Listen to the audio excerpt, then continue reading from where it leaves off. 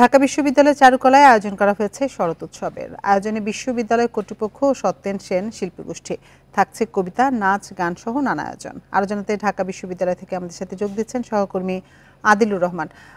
আদিলুর, শরৎ উৎসবে আজকে সারাদিন কি কি আয়োজন থাকছে আমাদের জানাবেন, সেখানকার বিস্তারিত।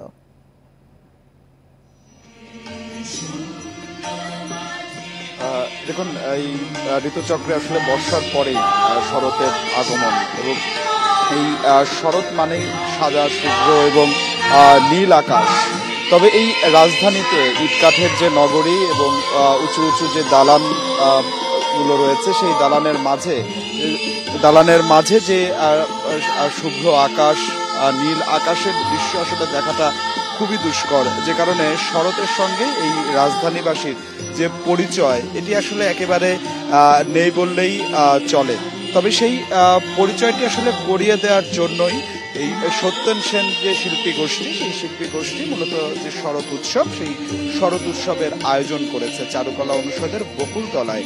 এই যে শরৎ উৎসব, সেই শরৎ উৎসবের আয়োজনটি করা হয়েছে। কিছুক্ষণ আগে কবিতা আবৃত্তির মধ্য দিয়ে এই যে উৎসব, সেই উৎসবটি শুরু হয়েছে। এখন দলীয় যে সঙ্গীত, সেই সঙ্গীত পরিবেশনা করা হচ্ছে। এরপর নৃত্য আছে, গান আছে, কবিতা আবৃত্তি আছে। এর মধ্য দিয়েই এই যে শরৎ উৎসবের যে আয়োজন, সেই শরৎ উৎসবের আয়োজনটি চলবে। আমরা আয়োজকদের সাথে আসলে কথা বলেছিলাম।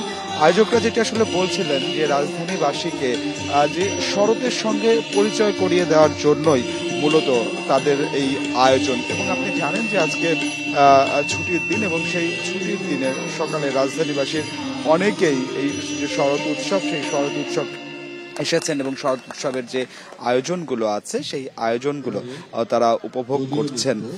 এরই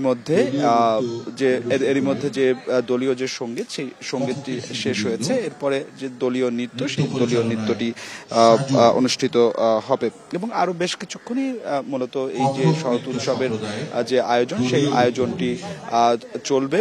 এবং আমরা রাজধানীবাসীর সঙ্গে আসলে কথা বলছিলাম। রাজধানীবাসী যেটি আসলে বলছিলেন যে এই ধরনের আয়োজন শরৎ উৎসবের সঙ্গে আসলে পরিচয় করে দেয়, এবং বিশেষ করে নতুন যে প্রজন্ম, ছোট ছোট শিশুদেরকে অনেকে অভিভাবকরা নিয়ে এসেছেন, এবং তারাও শরৎ উৎসব সম্পর্কে জানতে পারছেন। তো আমার কাছে এটি ছিল এখনকার সবশেষ।